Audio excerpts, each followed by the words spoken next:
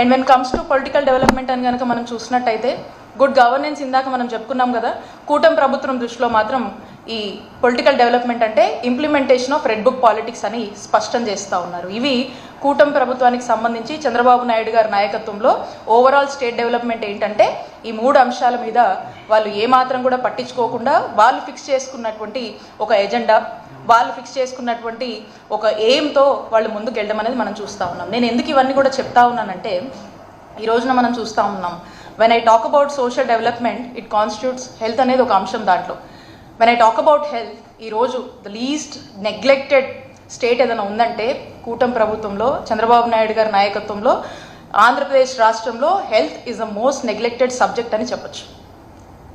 ఎందుకంటే the greatest wealth is health అని మనం భావిస్తాం.